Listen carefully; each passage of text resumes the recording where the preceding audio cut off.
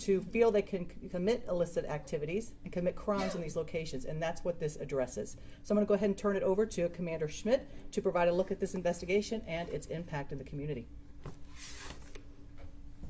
Thank you, Chief. Well, good morning. As Chief said, my name is J.J. Schmidt. I have the honor and privilege of serving as a commander for Northeast Austin Edwards sector. Today, first, I want to show you a first slide and kind of tell you how we got here today, why we're here, and why law enforcement's involved. This will give you an overview of the area that we're highlighting. 35 runs north and south on the left side of your screen. Breaker Lane, the complex we're going to focus on is just east of IH-35. You have some large stores that you can see from the roadway, Northern Tools, Ducati, but the area we're going to concentrate on is in that yellow box there to the right. On the right side of the screen, you have a legend that kind of outlines the different businesses that lie within this complex. That specific site is 900 East Breaker. Directly behind that, you have an apartment complex, Walnut Creek Apartments, where you have a lot of multi-family housing and a lot of residential concerns, obviously from the businesses we're going to discuss today. And then directly across the street from Breaker Lane, you have a Valero and a QT. I think it's important to understand in the strip center we have Diablos, which is a sexually oriented business. We have Michelobos, which is a bar. We have an event center, and I also have a game room.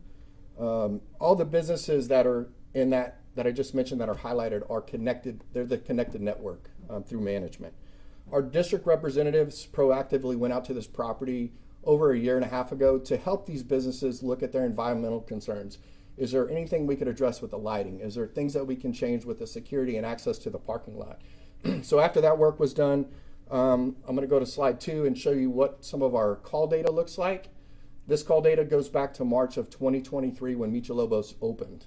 You can see that we had an extremely high volume of calls, 430 calls for service for the Austin Police Department just at 900 East Breaker. That's a tremendous load for any sector, but for a police department that really has to manage their resources, this is a concern because it's repeatedly calls out there for not just minor violations, but for major incidents, shootings, stabbings, assaults, aggravated assaults, and sex crimes. And so in addition to that, we've seized 30 guns over that time just from that location, generated 170 offense reports. We've had 10 shootings with victims of those shootings, so that's concerning. And then we've made 78 arrests out of there and 1 homicide last year that occurred. The major thing that I want to point out on this slide, though, is in mid-2025, we had a significant increase in violent crime. And so our strategies that we had been doing to try to suppress the activity out there were not working. It was kind of holding things together, but we really had to get innovative on our strategies and our deployment. And so after that, we really focused on what could we do collaboration-wise. On the next slide, I'll give you a little bit of a picture of what our victims and offenders look like. The majority of the victims out there, over half, are young adults. That's concerning because obviously we want to protect our youth and get them in environments that are safe, but to have over half of them be involved in these as victims was concerning. Also, our offenders have had a lot of firearms possession that's increased significantly in 2025, but most of our offenders are juvenile or young adults. For UCW, felon in possession of firearms, charges similar to that. So I think it's important that we look at who our victim and offenders are. On the next slide, we're going to look at the location itself. This is a sample of what the parking lot might look like on a busy night. This is pretty representative of all that. Again, it has 1 bar, 1 strip club, an event center, and traffic will come to this location from other parts of town, especially at bar closing. So maybe you have a crowd that's on 6th Street. They migrate up to this location at 2 or 3 a.m., compounds the problem. And so we had to look at our time of day and when our calls were. And again, we're seeing several young adults that are victimized out there. The biggest part was, and I talked about the apartment complexes, there's other businesses around there that are trying to do legitimate operations. And we heard over and over the community concerns about the noise, about the violence. There was a Jack in the Box that was in the parking lot that shut down about a year ago. The apartment complexes have difficulty in some of the adjacent apartments to that complex just because of the violence. And so for us, the increase in violence, the increase in community concerns is something that we had to address. So what are we doing? What did we do? On our next slide, we gathered the intelligence. We had some incredible analytic work done by our analysts to put together the stats, time of day and everything else, but we formed our team. And so you see the depicted here on the screen. These are the individuals that came to the table to help us solve this problem because of the areas that we identified through that detailed analysis. Our enforcement efforts continued while we worked on the major plan, but on September 26th, we executed a search warrant on Diablos. That's the property I discussed earlier. The team included a lot of departments within inside APD, our Northeast Patrol Division, Edwards Sector, our Organized Crime, SWAT Division, our district representatives, and our North MetTAC and Victim Services teams. In addition to that, we had our city legal representation and representatives from the Austin Fire Department, Fire Marshal's Office, as well as code enforcement. A big partner in this as well was TABC, and we also had assistance from the FBI. The results of that search warrant that day, we made 3 arrests. 2 TABC can speak to in just a minute, involved serving illicit beverages at the location, and 1 was for a felony warrant for possession of controlled substance. We seized evidence that was listed in the search warrant. And some of that included illegal gaming machines, 8-liners. And then TABC and the Fire Marshal also observed violations and responded accordingly, as well as code enforcement. Moving on to Michelobos, they were served administrative orders from TABC, and again, an inspection was conducted by our code enforcement and Fire Marshal with additional violations there as well. Before I turn it over, I just want to recognize these partners for the collaboration, the dedication. The officers with the Austin Police Department have been going out to this location tirelessly for years, and so assembling this team allowed us to really come up. We've done that. I want to thank the analysts that put this incredible work together, but everybody that you see on the screen has had a major part of pulling this operation off together. And lastly, I want to thank our public, because we heard the community concerns, as Chief spoke to.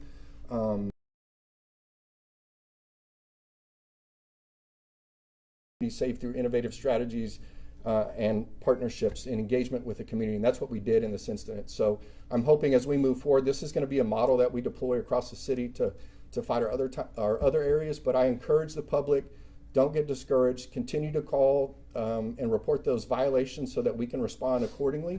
And with that, I'm going to turn it over to TABC Chief Ron Swenson. Thank you, Commander.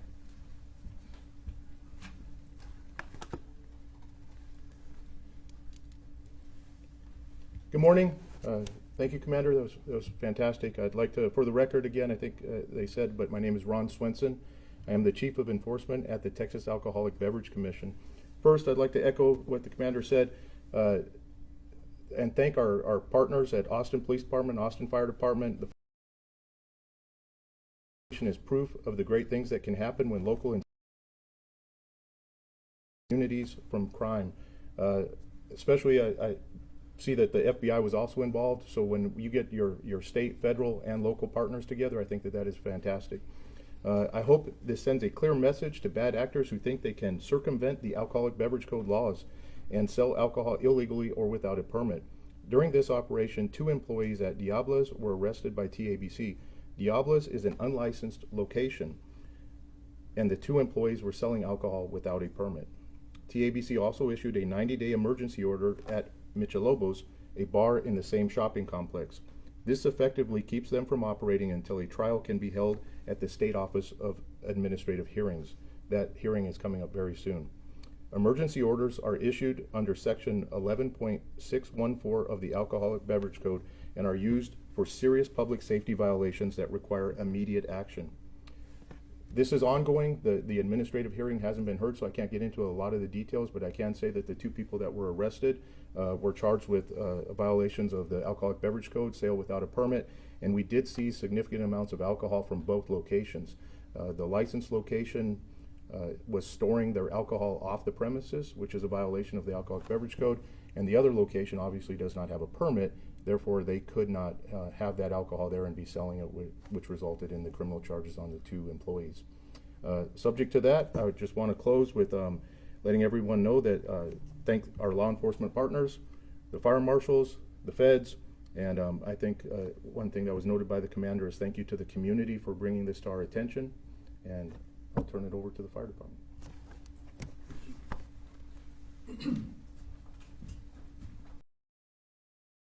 Good morning, everyone. Stephen Truesdale. I'm the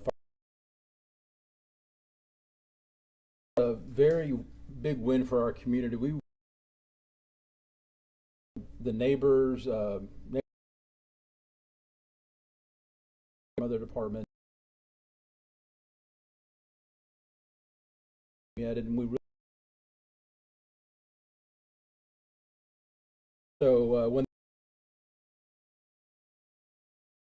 to decide what we could do, initially the fire violations were having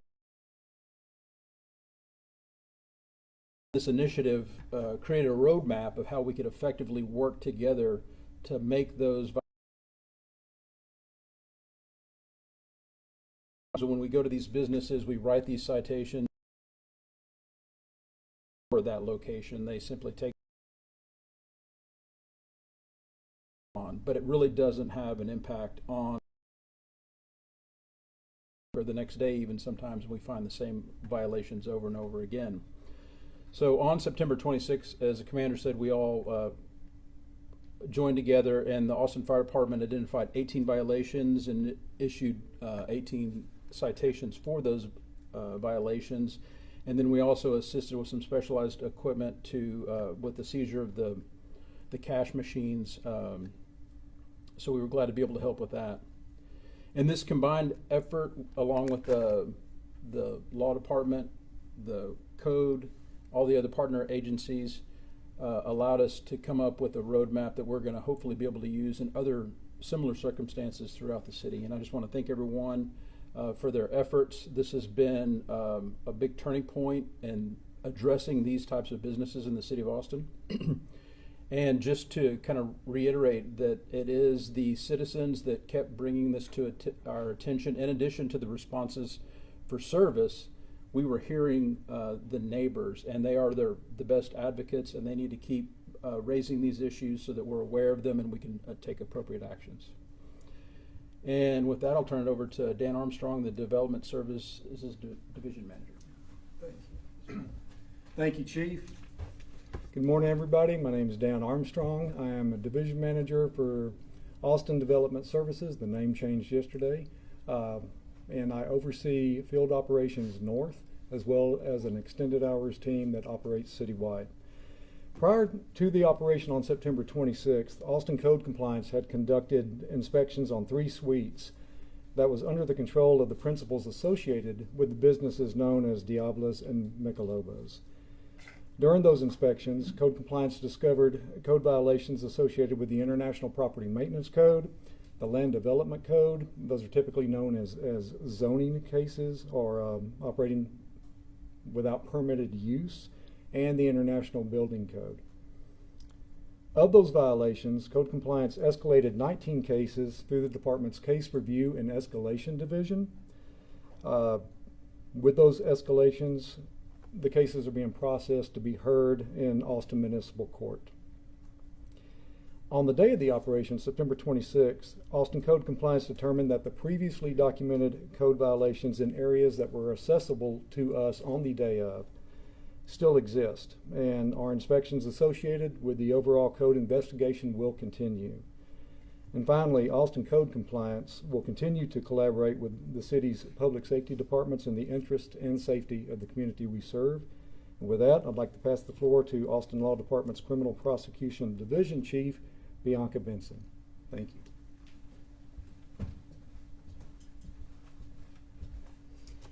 Good morning. I am Bianca Benson. I serve as the Chief Prosecutor for the City of Austin. A nuisance abatement action has been filed against the property owners at 900 East Breaker, citing 93 abatable criminal offenses. A nuisance abatement action alleges that a property is a public nuisance due to the level of criminal activity allowed to occur on the property. We are also seeking a temporary and permanent injunction to prevent these businesses from continuing to operate in the future. We will be continuing to use the legal avenues available to us to collaborate with city departments to try and improve the quality of life for the community and the people who live near the property. A copy of the filing with District Court can be obtained directly from the court. Commander Schmidt will now return to the podium to address any questions.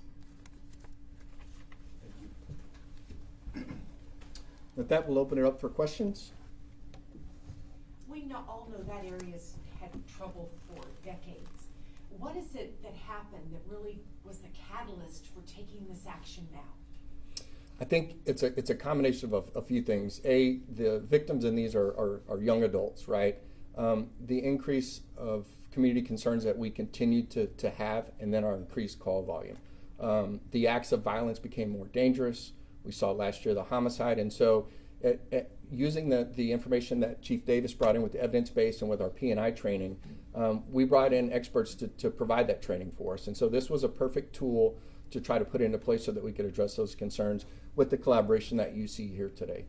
And do you feel like with this collaboration, it's not going to be a situation where same kind of offenders just kind of come back in a new form in the same locations? It's going to be different because we're targeting the network. We look at the offenders, but we're targeting the network. What's the root cause of the problems, and that's what we're going to address. And just to be clear, we're just getting started. Like, the operation was kind of the peaking point, but we have a lot of work left to do, not only in this area, but other areas in the city, and we're just getting started. Like several other people have indicated, this is going to be a model moving forward where we leverage all the resources in the city. When we have a problem to this magnitude and it affects our community that bad, we're going to address it. Can you get more into the specifics of the initiative? Was it inspired by other initiatives in other cities, or how did this come about? Sure. I'll let Chief speak to that. Sure. You stay right here, JJ. Now, I think to JJ's point, this was about looking at the way we respond to crime here. And so we've identified locations within the city of Austin that are hot spot locations, right? So when you're looking at the level of crime that occurs in these locations, and we have to respond to those. This is the smart way to respond. To have all these partners in the room at the same time, I'll tell you, to be in these meetings, it is inspiring. And so everyone wants the same thing for Austin. Everyone wants a safe, clean Austin. And so how do we do that together and pull all of these resources together? It is not enough for just the police alone to go. We need code enforcement. We need TABC. We need municipal court. We need all of these partners to come together and truly make a difference. And so as we're moving from site to site, again, this is just the beginning of this. JJ still has a lot of work to do here. We got to make sure we've got good guardians in place that are running the place legitimately, because this is an area that does have legitimate businesses that are operating here. So how do we ensure that the owners of this entire strip are all operating legally and within the tenets of the community that the community sets? So I think it's important as we move forward and we're looking at other hotspot locations that this is going to be the way we're driving those initiatives. It's going to be looking at who's causing the problems, where, why is it comfortable for the criminals to be here, and us upsetting that. That's how we're moving forward. Is there another location that you guys are looking at next? So yes, as we move forward, there's 4 hotspot locations identified. So from here, the work that JJ's doing, we want to move on and bring this. And this isn't just specific, here's Edwards sector, what's going on here, but this is always going to be available for any of the sector commanders to use as we move forward to address problems. And not just violent crime, you can think of the quality of life issues that people are concerned about. You know, if you have fire here. It is not just waiting for the police to reach out when code enforcement needs us to come. I think it's having that ability to notify or to recognize locations that need this, and we're a team and we're all moving as a team. And I think that's, as we move forward, is going to be really special about this project. Melody Duran from Univision. My first question is, what do you think this is one of the most dangerous areas in Austin, knowing that the south of Austin has several homicides and several criminal cases in the past? Again, like Chief explained, we're evidence-based, and we look at the analysis of the data and taking those factors into place, identify our hotspots. We meet weekly to discuss those throughout the city, and then individual commands work on those efforts as well. And so I think what she was trying to explain is that moving forward, this is going to be something that you see in those other areas. And every problem is going to be a little bit different. This one obviously has a big intense on alcohol because there's bars and there's unlicensed premises. But other areas are going to have quality of life issues that may not even involve alcohol. And so as we move forward, we'll use our data to decide where those hotspots are, and then come up with a plan based on the data. Can you confirm what type of business Diablos was? Diablos is a sexually oriented business, a strip club. Okay, yeah, I just want to clarify that. And on the other hand, were the people who were arrested, they were Hispanic immigrants? I'm not aware of any immigrants arrested. The individuals we all had are all U.S. citizens. One was for a warrant out of Florida for possession of a controlled substance, and the other 2 were employees of the business that TABC spoke to about selling the illicit beverages. Great. John, with Spectrum News, you mentioned specific businesses. Have you looked at the entire complex management as a whole? Yes, sir. We have done a comprehensive review and analysis of the entire area, not just 900 East Breaker. I'm gonna go right here first and then we'll come to you, Betty. Yeah, going forward, will this be like a monthly or like weekly meeting where like the head from each department will meet to discuss these areas that might need this collaborative team? And will you guys have like a name for this task force if it is a task force? Well, I think to answer your first question, the name of this is the Police Network Investigations. That's what we call this type of approach to the problem. Like I said, we have weekly meetings internally with the chief and command staff on our data weekly. And so we track those trends. We look at how it compares to the week before, the month before, and the year before. And so using that, we'll formulate what actions we need to take, whether it's traffic fatalities, collisions, whatever the problem is, and address it. To your question about a standing meeting, it's going to be really driven by those areas because, again, code enforcement could bring an issue forward to the police that we're not that in tune with because it's not affecting us like it's affecting code enforcement and the residents of that community. And so there's not going to be a standing meeting. This is not like a task force thing. This is going to be a implementation of a project, the Police Network Investigations, that will utilize to solve those areas that arise in the city. Betty? Are the 4 areas, the hot spots that I think the chief mentioned, are they all in Edwards sector? Are they all in yours? They're thankfully not all in Edwards sector. They are spread out throughout the city. But the valid point is, everybody in our community has concerns. And I think, again, I want to encourage the public to continue to call, to express your concerns of areas that are problems in your community so that we can have it on our radar and have it visible so that we can address it. But the other hotspots are scattered out through the rest of the city. I'm gonna go to KXAN and then I'll come back to you. So looking to the future, what are the metrics you'll be using to measure success? Will it simply be a drop in calls, a drop in assaults? What will you see as a successful program in the future? So your question is, how will we measure the success of the program? And so I think it's a couple of ways. Our call data obviously is an easy way for us to, because it's trackable. We have that already built in. And again, we look at that not only a month from now, we look at that daily. So that'll be the first. But I think the biggest input is our community concerns. We meet frequently with our homeowners associations, with our neighborhood groups, with our religious base, and try to get that information as a whole. And I think as the community sees a change, that'll be some of our feedback, is if they're feeling safe, if businesses are thriving, if we're not having to respond to the same problems, if the violations don't continue from code enforcement and fire marshal. Those type of actions are kind of how we'll be able to gauge our success. And it's going to be a while until we can determine that. Do you know how many patrols are going to be in the area from now on? If there are any patrols in the area, doing rounds, Sure. to keep the community safe, to have the community. So your question is, how many officers will we have in the area? We frequent the area, obviously, because we're called there a lot. But aside from that now, being part of the project, we're going to continue to monitor this site for compliance. We're going to be checking the bars for compliance if and when they get a license renewed.